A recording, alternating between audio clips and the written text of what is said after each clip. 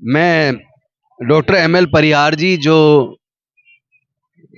राजस्थान से हैं उनका धन्यवाद करूंगा कि उन्होंने कई लाख धम्मपद छपवाई हैं और देश के कोने कोने में धम्मपद लोगों तक पहुंचाने का जो काम परिहार जी कर रहे हैं, ये कार्य बहुत ही सराहनीय है। और मैं डॉक्टर एमएल परिहार जी को साधुवाद देता हूं, शुभकामनाएं देता हूं कि उन्होंने एक बहुत ही अच्छा धार्मिक कार्य किया।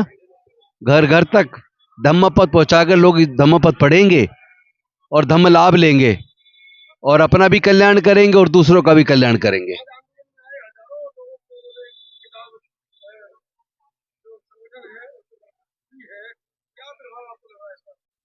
नहीं नहीं, इससे एक बात तो स्पष्ट है कि पूरे देश के कोने कोने में ये मूवमेंट बढ़ चुका है और दुनिया के अलग अलग देशों में भी लोग धरने और प्रदर्शन करके Buddhist temple management committee act 1949 को रद्द कराने की अपील कर रहे हैं।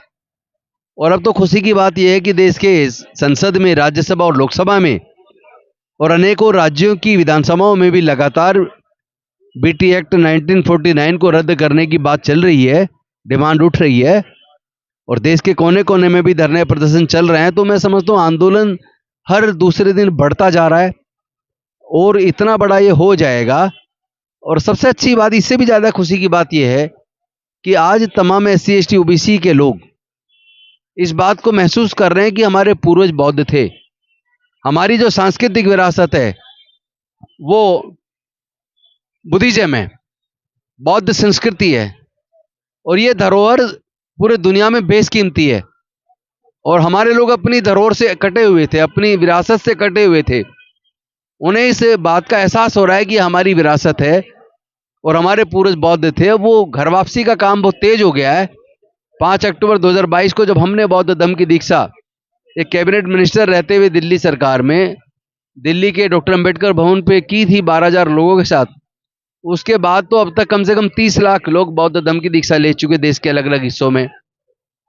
और अगर ईमानदारी से देखें तो कम से कम 20 करोड़ लोग बुद्ध के धम्म को आत्मसात किए हुए अपने आचरण में उतारे हुए हैं। तो मैं उम्मीद करता हूं कि जिस तेजी से बौद्ध धर्म के प्रति पूरी दुनिया में आकर्षण बढ़ रहा है, पूरी दुनिया में लोग बौद्ध बनते जा रहे हैं, क्योंकि बौद्ध धर्म का जो विचारधारा है, जो सिद्धांत हैं, वो मानव के लिए कल्याणकारी है। वो दुनिया को शांति और मानवता का संदेश देते हैं। उसमें समता, स्वतंत्रता, बंधुता, न्याय, प्रज्ञाशील, करुणा और मैत्री है। उसी की वजह से, अपनी अच्छाई की वजह से, ना कि डर की वजह से या पैसे के लालच की वजह से, बौद्ध धर्म अगर दुनिया में फैल रहा है तो अपनी विशेषता की वजह से, अपनी अच्छाइयों की वजह से। निश्चित तौर पर महाबोधि महाविहार मुक्त होगा, मुझे पूरा भरोसा है। आंदोलन दिन प्रतिदिन बढ़ता जा रहा है।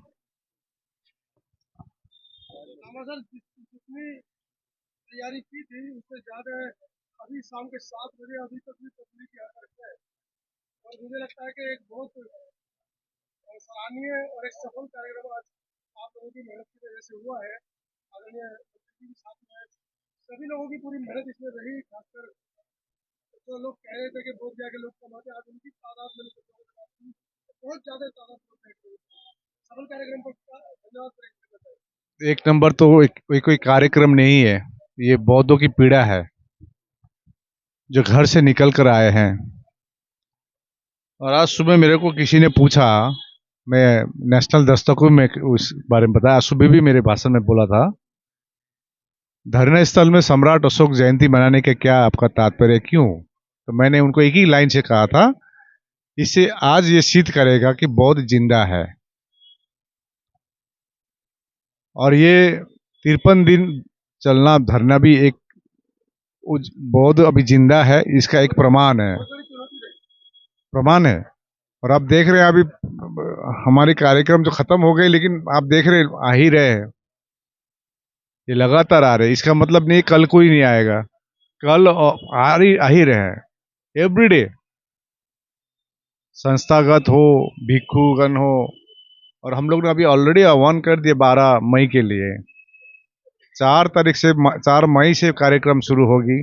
लगभग 10,000 भिक्षु यहाँ से जाएंगे महाबोधि की बुद्ध पूर्णिमा मनाने के लिए। तो ये सभी का प्रयास है।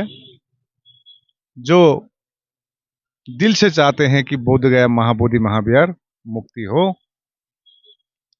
तो निश्चय वो कोई आकाश लामा नहीं देगा या राजेंद्र पाल गौतम जी को नहीं देखेगा। वो देखेगा कि हमारी महाबोधि संकट में, हमारी विरासत संकट में, वो घर अपना काम दाम सब छोड़ के आएंगे, इतना गारंटीड है।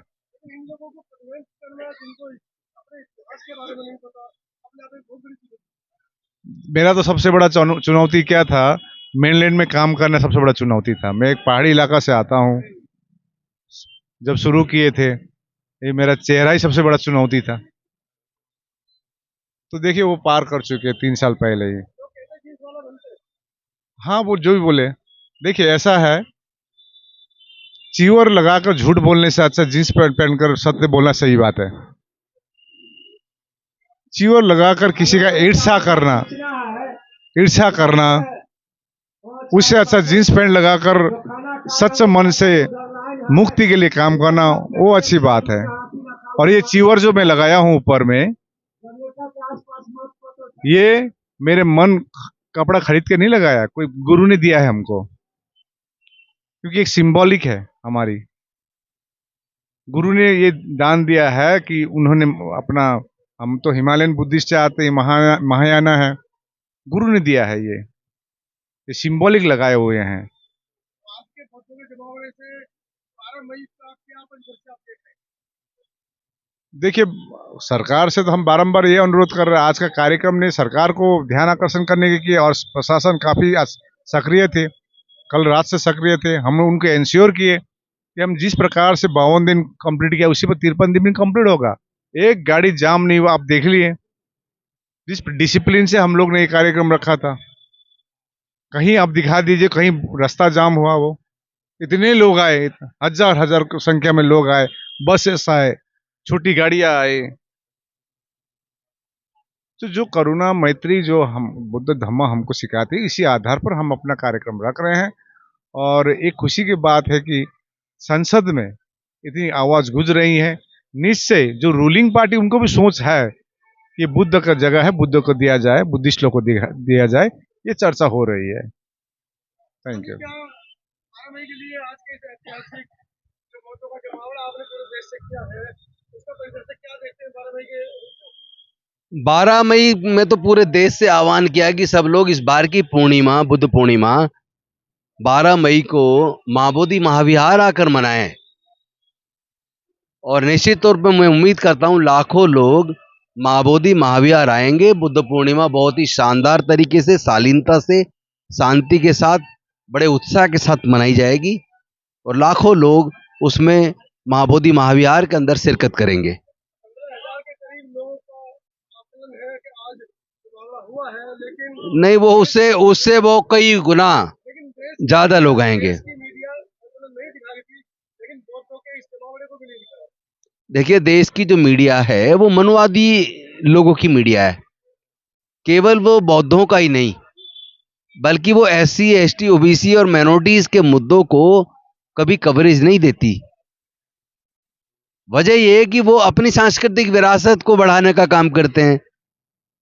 और हमारी सांस्कृतिक विरासत इसलिए नहीं बढ़ रही क्योंकि हमारे अपने 90% लोग उन्हीं की सांस्कृतिक विरासत को बढ़ाने में लगे हैं। धीरे धीरे हमारे लोगों को एहसास हो रहा है कि हमारी सांस्कृतिक विरासत वो नहीं है जिसमें अंधविश्वास, पाखंडवाद, ऊंच नीच, छुआछूत, वर्ण व्यवस्था और जातिवाद है। वो लोग महसूस कर रहे हैं कि हमारी सांस्कृतिक विरासत बुद्धिज्म है। तो धीरे धीरे बौद्धों की संख्या बढ़ती चली जाएगी और वो 90% हो जाएंगे। और वो जो मीडिया जिन 10% लोगों को कवर करता है, उन मीडिया को लोग देखना बंद कर रहे हैं। हमने अपील की है लोगों से कि आप उन मुख्य मीडिया चैनलों को, उनके अखबारों को पढ़ना बंद कीजिए। वो मनवादी, जातिवादी हैं।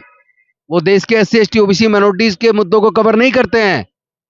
मैं तो कहता हूं कि जितना अपना सोशल मीडिया है, यूट्यूबर्स हैं जो बेचारे भूखे प्यासे रात दिन मेहनत कर रहे हैं, आप उनके चैनल को देखो, उसको सब्सक्राइब करो। और अगर फाइनेंशियल मदद कर सकते हो तो अपने यूट्यूबर्स को करो, कोई घाटा नहीं हो जाएगा।